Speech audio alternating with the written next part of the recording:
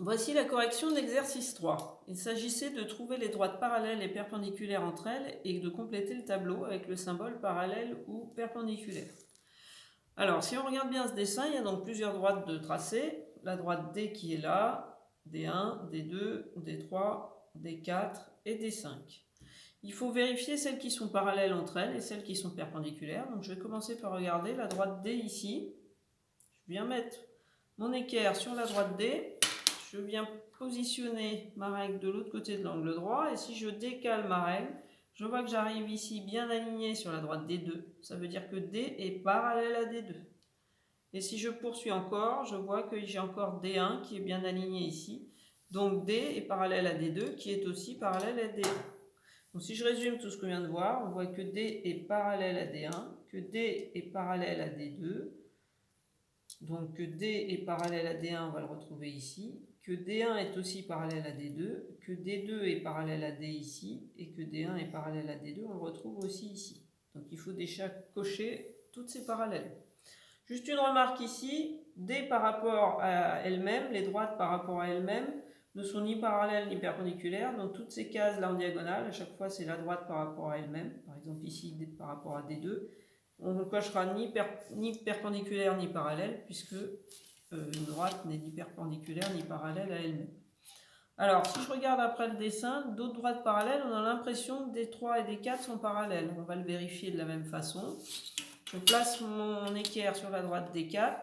Je viens placer ma règle de l'autre côté de l'angle droit. Je ne bouge plus la règle et je fais glisser l'équerre jusqu'à D3. Je vois qu'effectivement, D3 est bien parallèle à D4. Donc si D3 est parallèle à D4, et bien là j'ai D3 et D4, il faut que je mette parallèle entre les deux. Et là j'ai D3 et D4 ici, parallèle entre les deux. Ensuite, si je regarde, j'ai l'impression que cette droite D5 va aller couper les trois droites D, D2 et D1 qui étaient parallèles entre elles, en formant un angle droit. On va vérifier, on a l'impression que D5 est perpendiculaire à ces autres droites. Pour vérifier ça, je regarde si D5 est perpendiculaire à D1. Je vois que là, mon équerre est aligné sur D1. Ici, l'autre côté de l'angle droit est aligné sur D5. Donc ici, j'ai bien effectivement des droites perpendiculaires. Donc D1 est perpendiculaire à D5. De la même façon, si je vérifie ici, D2 est perpendiculaire à D5 aussi. Là, j'ai un angle droit. Et enfin, de la même façon, entre D et D5, je vois que ici c'est aligné, ici aussi, donc c'est aussi perpendiculaire.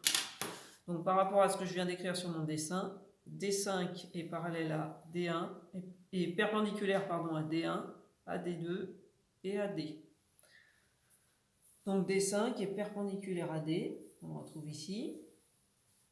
D1 est aussi perpendiculaire à D5, et D2 est aussi perpendiculaire à D5. On le retrouve là. Ce qu'on retrouve aussi ici, D est perpendiculaire à D5, D2 est perpendiculaire à D5 et D1 perpendiculaire à D5. Voilà pour ça. Après, pour ce qui est des autres droites, on voit à l'œil nu que D3 et D2 ne sont ni perpendiculaires ni parallèles. Elles se croisent ici mais sans former un angle droit. Pareil pour D4 et D2. Même chose pour D3 et D1. Même chose pour D4 et D1. Et enfin, même chose pour D3 et D1 et D4 et D1.